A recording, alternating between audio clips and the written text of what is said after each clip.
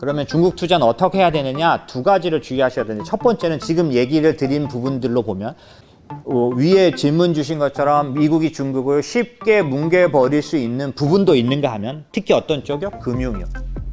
중국은 금융으로서는 순간에 날아갈 수 있는 상태입니다. 지금 부동산 금융도 문제지만 그것만이 문제가 아니고요. 이번에 시진핑이 강조한 것 중에 국가 안보, 그 다음에 신시대에 관련된 어떤 중요한 미션, 뭐 이런 것들 안에 지금 질문 주신 중국 전기차, 클린 에너지, 중국 인터넷에 대해서는 아주 중요한 이슈로 여러 번 언급하면서 다룬 주제예요.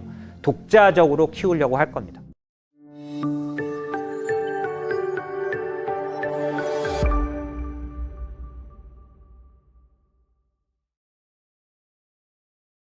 다음은 두 분이 거의 비슷한 질문이어서 그 질문에 대한 내용을 다룬 거죠. 윈드라이더이신 분이고요.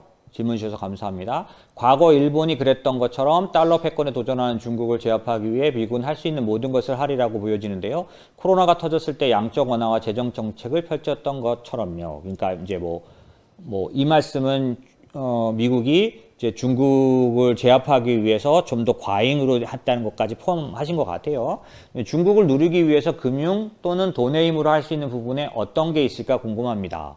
과거 한국이 IMF를 겪으면서 노동 유연성을 확대하고 우량 기업들의 매각을 당했던 것처럼, 우리나라 국가부도 사태인가요? 뭐 그 영화처럼, 예, 그런 거죠.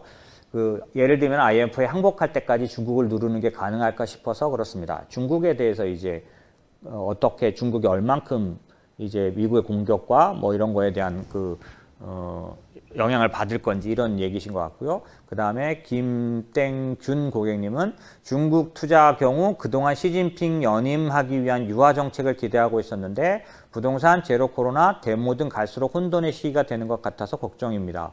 중국 전기차와 클린 에너지, 중국 인터넷과 같은 산업을 정리를 해야 하는 게 아닌지 궁금하고, 대표님께서 보시는 앞으로의 중국에 대한 생각이 궁금합니다. 네, 이거는 위에 분과 그 아래 분이 질문을 주셔서 일단은 감사드리고요. 약간의 차이는 있지만 중국 시장에 대한 의견과 향후의 어떤 뷰, 이거를 말씀하시는 건데, 지금 중국에 대해서는 예의주시할 일들이 좀 많이 발생을 했죠. 그게 이제 최근에 이번에 20차 당대회, 그래서 일중전회라고 하죠. 이 일중전회가 3중전회 뭐 이렇게 계속 갑니다. 이제 일중전회 첫 번째 이제 한 거고, 굉장히 쇼킹한 어떤 결과들이 나왔죠. 이거는 이제 시장이 예상했던 것보다 더 훨씬 강력한 어떤 변화가 왔기 때문에 이 부분도 향후 중국을 예상하는 데 있어서는 도움이 될 수 있어서 간단히 제가 말씀을 드릴게요. 뭐 사실 중국에 대한 의견은 이거보다 훨씬 더 제가 더 정리된 의견을 여러 가지로 가지고 적어도 매월 하는 회사 세미나에서 한두 챕터를 가지고 다뤄야 되는 부분이지만, 오늘은 간단하게 발표 난 것과 결정된 것들만 말씀드리겠습니다. 우선은 윈드라이더 분이 물어보신 이 내용만 보자면, 사실은 우선은 알고 계셔야 될 게 뭐냐면 미국은 G2라는 단어도 뭐 그렇게 오래된 단어는 아닌데, G2에 대한 어떤 관리를 뭐 일찍이 사례들이 있습니다. 가장 가까운 사례는 80년대에 일본을 정리해버린 거죠. 아시겠지만 80년대에 일본은 뭐 쌍둥이 빌딩을 사고 소니는 전 세계를 석권하는 막 그런 느낌이었고요. 예. 그런데 그 일본이 하루아침에 잃어버린 30년으로 들어간 게 80년대입니다. 정확하게 말하면 85년일까요? 85년 프라자 합의를 기점으로 했겠죠. 예. 그게 미국이 G2를 관리해서 그냥 이제 쫓아오지 못하는, 완전히 격차를 둔 수준으로 만들어 놓은 첫 번째 가장 뚜렷한 사례 중에 하나. 물론 여러 가지 사례들이 있는데 그 중에 일본은 가장 완전체에 가깝기 때문에 말씀을 드리자면, 이렇게 일본이 G2의 위치에 올라가서 얼마 되지 않았는데 미국이 정리에 들어갔다고 치면, 중국은 굉장히 늦게, 미중 무역 분쟁은 굉장히 늦은 시점에서 시작됐습니다. 왜냐하면 거듭 2, 3년 전에도 계속 제가 말씀드렸지만, 중국은 이미 코로나를 시작할 무렵, 왜 코로나 첫 해에는 중국이 완전히 미국은 박살나는데 중국은 성장하고 있다 그래서 막 난리 쳤던 거 기억은 하시나요? 예. 그때 이미 실질 구매력 기준으로 미국의 소비를 따라잡았다 그랬었으니까요. 이렇게 될 때까지 미국이 중국을 놔둘 줄은 몰랐죠. 일본은 훨씬 더 일찍 손을 뻗어서 눌러버렸습니다. 중국은 굉장히 늦게 시작한 감이 커요. 그래서 그런지 시진핑이 갖고 있는 여러 가지 그러니까 중국이 가진 자체 능력은 생각보다 강합니다. 하지만 턱도 없는 것들도 굉장히 많아서, 예를 들면 지금 반도체를 중국이 인공지능 반도체, 뭐 낸드 128단 이상, 뭐 하여튼 뭐 그 고성능 반도체에 대해서는 손도 못 닿게, 어디까지 갔냐면 추정 원칙까지 써요. 추정 원칙은 뭐냐면 오늘 발표난 회사, 중국 회사가 인공지능 관련돼서 뭐 어떤 기술을 갖고 있는지는 모르겠는데 일단 의심되니까 제외. 이거 할 수 있는 법을 내놔버렸어요. 그러니까 이 추정 원칙이라는 게 무섭습니다. 증거 없어도 화웨이처럼 지정할 수 있는 거예요. 이게 최악이죠. 그러니까 가장 강력한 걸 내놓은 거죠. 이렇게 될 경우 중국이 두 가지 지금 역설적인 상황에 있는 거예요. 하나는 뭐냐면 원래 이 정도를 해버리면 어떤 일이 될 거냐면, 앞으로 어떤 일이 될 거냐면 이렇게 될 겁니다. 러시아가 지금 우크라이나랑 붙었는데 무기 보셨나요? 그러니까 그 무기가 옛날 것들이야, 다. 성장을 못했어요, 무기가. 그러니까 러시아는 쓸 게 핵밖에 없어. 제가 보기에는. 다 안 먹혀. 그 자살 드론도 지네 거 아니죠? 뭐, 이게, 러시아가 원래 소련이 냉전을 포기하게 된 그 중동의 미국 전투 며칠 만에 미국의 기술로 아예 모든 그 작동을 멈춰버리고 그냥 폭격해버려서 끝내버렸어요. 그게 왜 가능했냐면 소련과 미국의 무기 기술 차이죠. 반도체 기술 차이죠. 만약에 미국이 지금쯤에서 반도체를 압수할 수 있다면 수년이 지나고 나면 지금 러시아처럼 중국도 엄청난 뭐 강국인 것 같지만 실제로는 무기가 엉망진창인 상태가 될 가능성이 충분히 있는 거죠. 못 따라옵니다. 예, 그런 상황이 될 가능성이 있죠. 하지만 반대로 역설적으로 미국이 너무 늦게 시작한 감이 있기 때문에 중국은 자체적으로 지금 해나갈 수 있는 기반을 꽤 만들었어요. 왜? 그거 어떻게 할 수 있느냐? 저희가 2년 전, 3년 전에 중국의 그 자율주행하고 중국의 알리바바나 이런 기술에다가 인공지능에다 저희가 투자했었잖아요. 이유가 미국보다 더 높은 부분들이 있어요. 자율주행도 마찬가지지만 인공지능도. 어떤 거냐면 중국은 어떤 상태냐면, 우리나라 제가 한번 예전에도 설명드렸잖아요. 인공지능 관련해서 어떤 것들을 하게 되냐면은 개인의 그러니까 개인의 정보 때문에 뭔가 빅데이터를 우리나라만 해도 좀 의미 있는 데이터를 얻으려면 돈을 많이 들여서 사야 돼요. 왜냐면 개개인의 동의를 받아야 되거든. 그 개개인의 데이터. 난 이래서 이걸 사고, 난 이래서 이걸 쓰고, 그 데이터를 가져다가 인공지능이 관련된 거를 기술을 발전시켜야 되는데, 그러려면 회사가 돈이 필요한 거예요. 그래서 제가 말씀드렸잖아요. 한 8년 전쯤에 100개의 인공지능 회사가 한국에서 스타트업이 시작됐는데 상장은 2개 됐다고. 다 먹혔다 그랬죠? 네이버, 카카오에. 왜? 못 버텨요. 돈이 있어야 데이터를 사오거든. 우리나라 상장된 지금 2개 중에서 하나는 그나마 투자를 받아서 빅데이터를 돈 주고 사서, 그들은 어떻게 승부하냐면 빅데이터지만 좀 좋은 정보로 인공지능 기술을 하는 쪽이었고요. 근데 제가 이 얘기를 왜 드렸어요? 중국은 어때요? 그냥 공산당 그쪽이니까 그냥 줘요, 정보를. 빅데이터를 그냥 주는 거. 아무도 항의 못 해. 그러니까 어때요? 속도가, 빅데이터가, 테슬라가 전 세계를 돌아다니면서 계속해서 찍어가지고 그 빅데이터를 갖고 학습을 해서 지금 자율주행 3단계까지 가 있는데 따라올 데가 없죠. 마찬가지 수많은 데이터를 중국은 정부가 제공했어요. 그래서 바이두 이런 데들은 한 도시를 통째로 자율주행 실험대로 쓸 수 있게 해줬죠. 그런 것들을 저희가 알았기 때문에 저희는 인공지능에 관련해서는 중국을 투자해야 된다고 몇 년 전에 외쳤다가 깨끗했죠. 시진핑이 순간에 그냥 날려버렸잖아요. 그래서 그런 곳은 투자할 수 없다 그래서 빠져나오고 막 이러는 바람에 사실은 성공을 못했어요. 하지만 지금 제가 말씀드린 게 뭐냐, 그 기술은 미국이 늦었다고 할 만큼 이미 폭발적으로 증가하고 상승한 상태가 있기는 있다는 거죠. 이걸 무시할 수가 없어요. 밑에 질문 주신 분처럼 그러면 중국 투자는 어떻게 해야 되느냐, 두 가지를 주의하셔야 되는데, 첫 번째는 지금 얘기를 드린 부분들로 보면 더 정교한 의견은 제가 추가로 드리겠습니다. 하지만 지금 말씀드린 것처럼 의견으로 보자면 위에 질문 주신 것처럼 미국이 중국을 쉽게 뭉개버릴 수 있는 부분도 있는가 하면 특히 어떤 쪽이요? 금융이요. 중국은 금융으로서는 순간에 날아갈 수 있는 상태입니다. 지금 부동산 금융도 문제지만 그것만이 문제가 아니고요. 부동산 금융도 지금 우리도 이제 한국도 PF 문제잖아요. 그 PF가 부동산 관련된 프로젝트 파이낸싱인데 마찬가지로 어떤 게 시작되든지 어떤 게서 불이 나버리면 금융이 탄탄하지 않으면 시스템 리스크가 와버려요. 중국은 그 면에서는 전체 채권 시장의 10%밖에 공개하지 않았기 때문에 중국이 채권 시장이 부도가 나도 전 세계 금융위기가 되지는 않습니다. 공개가 안 됐기 때문에. 하지만 그렇다고 해서 중국에 금융위기가 없다는 뜻은 아니에요. 중국은 금융이 굉장히 약합니다. 왜 그러냐면 알리바바가 30년짜리 채권을 찍지를 못해요.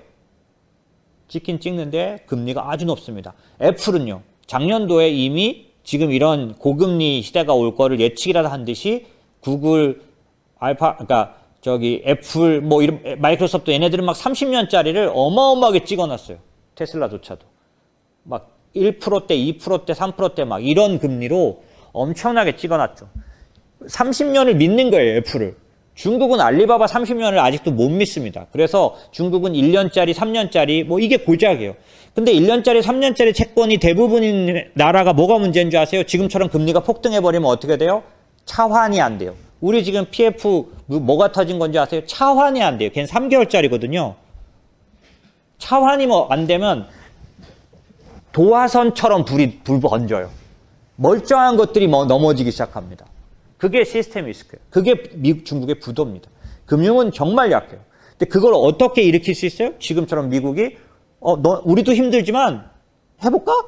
갈 때까지 한번 해봐 라고 하면 계속 올리면 중국 먼저 폭삭해버립니다. 견딜 수가 없어요. 금융이 약하기 때문에. 우리도 마찬가지. 미국에 비해서 취약한 금융이 터지기 시작하잖아요. 영국, 유럽 중에서 제일 취약한 상태예요. 왜요? 브렉시트 했잖아요. 수출로 먹고 살 수 있습니까? 거긴 금융만 있는 나라예요. 가장 취약한 상태였기 때문에 가장 먼저 터지죠. 거기서 터질 줄은 아무도 몰랐죠. 특히 연기금이 사고를 칠 거라고는 아무도 생각하지 못했죠. 이런 것들이 중국이 미국에게 쉽게 정복당할 수 있는 상황입니다. 하지만 기술에 있어서는 아까 말씀드린 것처럼 미국이 왜 그랬는지 모르겠는데 너무 늦었어요. 그래서 이건 일방적인 제가 중국을 반대로 하는 입장에서 말한 것 같으니까 이건 취소하겠습니다. 미국 입장에서 보면 왜 그랬는지 잘 모르겠습니다. 어찌됐든 기술에 한해서는 여지를 상당히 많이 가지고 있어요. 그래서 바꿔 말하면 이렇게 사건으로 말씀드려 볼게요. 얼마 전에 엔비디아에게 미국 정부가 뭐라고 얘기했느냐면 인공지능 반도체에 대해서 중국 수출을 중지. 거의 30에서 40% 차지해요. 중국 수출이 엔비디아에게 있어서. 인공지능 반도체에 있어서. 그러니까 사실 미국 기업들에게 어떤 상황을 준 걸까요? 너무너무 힘들게 한 거죠. 유예를 주겠죠. 여러 가지 다른 대안들이 좀 있지만 손해는 불가피하지만 어찌됐든 그렇게 된 거예요. 그러면 중국은 어떻게 됐느냐? 아까 말한 추정 원칙까지 됐기 때문에 정말 옴짝달싹 못합니다. 이제는 한국도 중국에다가 인공지능 반도체를 팔 수가 없는 거죠. 그런 부분들이 생겼어요. 그래서 요즘 그러니까 외국인들이 한국에서 한 15일째 주식을 사고 있습니다. 환율이 저렇게 폭등을 하는데도 사는 건 의외죠? 그래서 많은 사람들이 도대체 왜 사는 거냐 이렇게 생각하고 있는데 실제로는 반도체를 거의 한 2조 5천에서 3조 사이 샀다면 그중에 한 80% 정도 이상을 반도체만 샀어요. 그러니까 반도체 뭔 일이 있나? 라고 생각하실 수도 있는데 저는 여러 가지가 겹쳤다고 봅니다. 특별히 같은 기간 동안 대만은 팔았어요. 엄청 팔았어요. 옛날에는 대만을 사고 한국을 팔았거든요. 지금은 대만을 팔고 한국을 삽니다. 왜요? 대만이 중국의 공격을 받을 수 있잖아요, 지금. 요번에 시진핑이 당대회에서 되면서 세 번째로 가장 많이 쓴 단어 중에 하나가 하나의 중국입니다.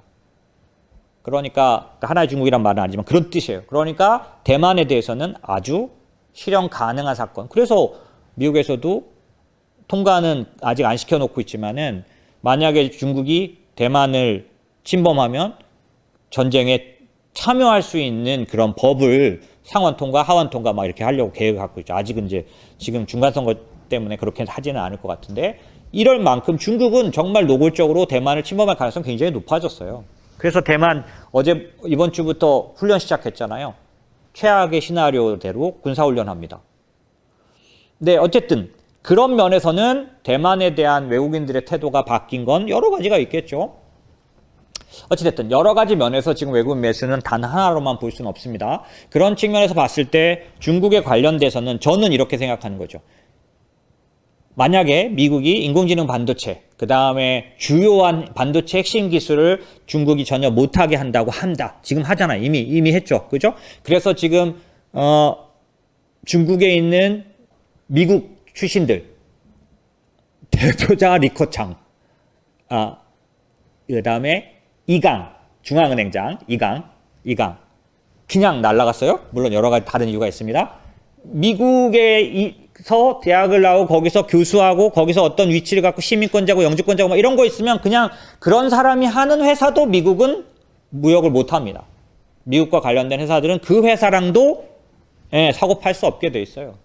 비즈니스 못하게 되는 거예요. 그게 핑계죠. 이제 뭐 이강 같은 사람을 내쫓는 그런 핑계죠. 하지만 어쨌든 그런 측면에서 보면은 이렇게 강한 압박은 앞으로도 계속 될 겁니다. 그러면 제가 여러분에게 질문하고 싶어요. 그러면 중국은 이렇게 하겠습니까?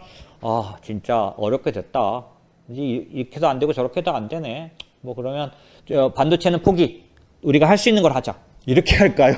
아니면 반도체가 미국이 저렇게 난리를 쳐도 어떤 방법으로든 반도체를 할까요? 어떤 방법으로든 반도체 해야 합니다. 왜? 그들은 러시아를 보고 알고 있어요. 반도체를 하지 않으면 지금 우크라이나한테도 깨지는 러시아가 됩니다. 그렇게 하고 싶진 않죠. 그렇기 때문에 중국은 어찌됐든 할 겁니다. 근데 하려고 해도 할 수 있느냐라고 본다면 제가 볼 때는 미국이 늦었다는 얘기는 그런 얘기입니다. 기술은 할 수 있는 거죠. 제가 결론적으로 말씀드리고 싶은 건 이번에 시진핑이 얼마간 발표를 했나요? 뭐 시간은 모르겠어요. 내내 발표한 중에 제일 많이 사용한 키워드들을 갖고 여러분에게 지금 현재는 좀 이제 일시적입니다. 더 자세히 분석해야 되죠. 전인대가 나와야 되고 중국은 아시다시피 지금 일중전해가 시작되면 적어도 본격적인 액션 플랜은 언제 나오냐? 내년도 하반기 가서 오중전해 막 이렇게 가야 나옵니다. 근데 어쨌든 뭐냐면 이번에 사실 20차 당대회는 예상 외의 모습이 나타났어요. 이제 그게 어떤 거냐면 원래는 중국의 기본적인 룰이 있습니다. 시진핑이 3년임을 하게 되는 거는 공식적으로 이미 정해져 있었죠. 그런데 그렇게 되더라도 최고 지도부, 가장 핵심은 이제 7인 체제인데요. 여기가 최고 지도부에는 20기 최고 지도부, 정치부 상무위원을 말하는데 여기에는 대부분 다 그 중요한 당들, 예를 들면 중국에는 들어보셨죠? 뭐냐면 공청단이라는 데가 있고 그 다음에 상하이방이라는 게 있고 그 다음에 시자준이라 그래서 이게 시진핑의 출신이에요. 이 세 가지, 태자당입니다. 이게 태자당. 이 세 가지가 있는데 얘네들을 다 골고루 등용하는 게 기본적인 원래였기 때문에 거의 그렇게 예상이 됐는데 뭐 만약에 방송이나 유튜브 보시면 재밌는 장면이 있어요. 뭐냐면 후진타오라는 사람. 이 사람이 바로 전 수석이죠. 이 후진타오라는 사람이 이번에 20차 당대회에서 그 주요 지도부가 발표되는 그 순간에 쫓겨나가듯이 나갑니다. 그게 막 잡힌 거죠. 그 보좌관이 들어와서 막 데리고 나가요. 강제로. 막 데리고 나가는 모습이 나오는데 이거 이제 제가 보기에 부정적이었나 봐요. 지금 중국에서 다 내렸습니다. 이거 영상. 그런데 이 후진타오가 어느 쪽이냐면 공청당 소속이에요. 그러니까 리커창의 뿌리죠. 리커창이 2위였던 거잖아요. 지금 중국에. 그런데 왜 이런 일이 일어났을까요? 이번에는 초토화시켰어요.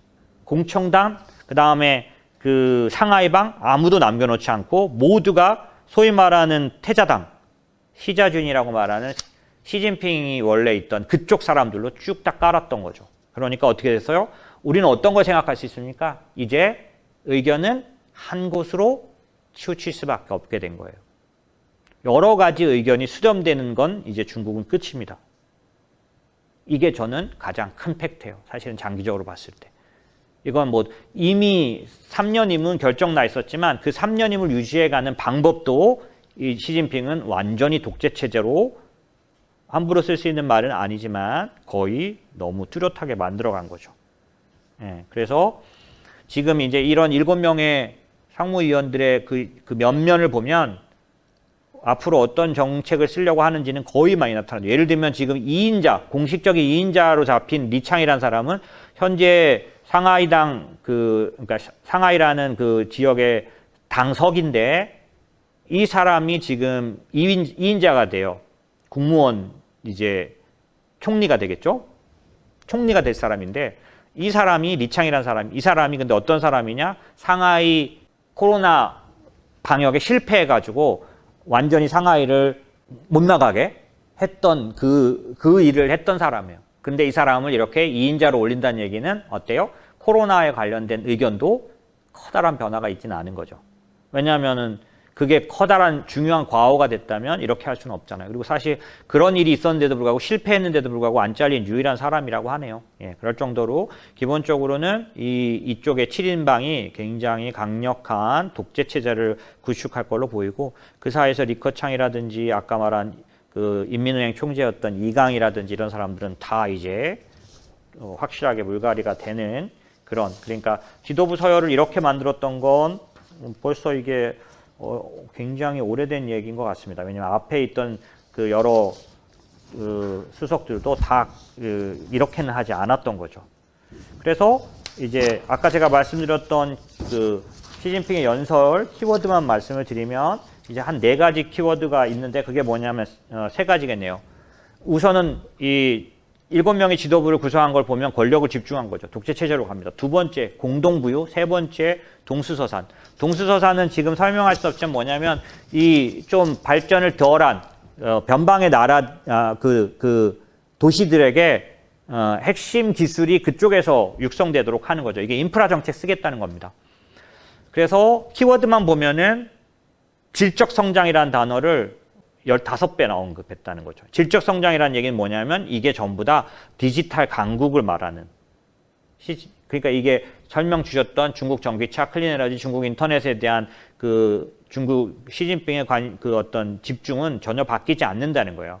다만 과도한 경기 부양을 지향하는 거죠. 그래서 어떻게 해요? 동수서산이 뭐냐면 부양책을 이렇게 하는 게 아니라 그 도시들을 더 핵심 도시로 만드는 그런 인프라 정책에 속한 거기 때문에 일자리를 많이 만들고 그 다음에 핵심 기술들을 육성하는 그런 정책이에요. 2번째는 국가안보를 가장 중요하게 아까 제가 말씀드렸잖아요. 하나의 중국에 대한 얘기 굉장히 많았다. 그래서 식량, 에너지, 그 다음에 제조업, 공급망 이 모든 것에 있어서 독자를 가장 강조했다. 주권, 뭐 이런 거, 영토, 뭐 이런 얘기들을 많이 했다는 겁니다. 이 얘기는 그 군사적인 긴장감을 만들어내는 거죠. 일국 양제. 이게 이제 미국과 대항하고 대만에 대한 태도를 이제 말하는 거죠. 이런 것들이 의미가 있고 그다음에 공동부유라는 쪽의 의견을 뚜렷이 했기 때문에 이 공동부유는 아시다시피 세금을 이제 쉽게 말하면 부동산에서 세금을 걷는 그런 거죠. 그러다 보니까 어느 정도는 이게 방향성이 좀 나왔다라고 볼 수 있고 실제로 뭐 성장률이나 이런 그 경제 지표는 다음번에 말씀드려야 되겠네요.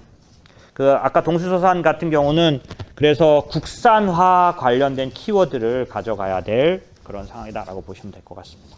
그렇게 봤을 때 기본적으로 이번에 시진핑이 강조한 것 중에 국가안보, 그 다음에 신시대에 관련된 어떤 중요한 미션 뭐 이런 것들 안에 지금 질문 주신 중국 전기차, 클린에너지, 중국 인터넷에 대해서는 아주 중요한 이슈로 여러 번 언급하면서 다른 주제예요. 독자적으로 키우려고 할 겁니다. 그렇기 때문에 저희도 내부적으로 저희 리서치하는 직원들이 하고 있죠. 중국의 반도체에 대해서 어디를 사고 어디를 사지 말아야 되는지 왜? 중국이 그럼 할 수 없지, 받아들여야지 할까요? 절대로 안 그럴 겁니다. 자체적으로 육성하려니까 훨씬 더 큰 지원이 들어갈 거예요. 그리고 어떤 중심 회사는 굉장히 엄청난 지원을 받아서 미국의 엔비디아 못지않은 회사가 돼야겠죠. 그런 회사를 만들려는 회사가 있다면 거기에 투자하는 건 의미가 있어 보이기 때문에 이미 그런 것들에 대해서는 조사하고 공부하고 해야겠죠. 어찌됐든 제가 생각할 때는 당장의 중국이 미국에게 그렇게 될 수는 없지만 질문 주신 것처럼 엄청난 어떤 대항을 할 수 있느냐? 그렇지는 않다. 여전히 미국의 패권이 흔들릴 정도는 아니다. 10년 뒤 중국이 미국을 지배하고 있겠냐라고 물어본다면 저는 아닐 것 같다. 이렇게 말하는 내용 중에 하나는 아까 금융 때문입니다.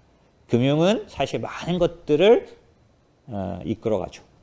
그래서 미국이 마음만 먹는다면 얼마든지 중국을 가라앉히게 할 수 있었는데 지금까지 그렇게 하지 않았어요. 단 바뀐 거 하나가 있습니다. 뭐냐면 지금까지는 미국이 자기네들의 소비를 받아주는 그러니까 어떻게 보면은 자기의 돈이 들어가는 달러가 들어가는 시장으로 주요한 시장으로 봤던 것 같아요.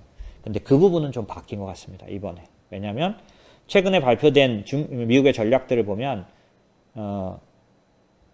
미국 기업이 중국을 떠나라는 쪽이에요. 그래서 애플도 최종적으로 한 달 전에 중국을 포기하는 것을 발표했습니다.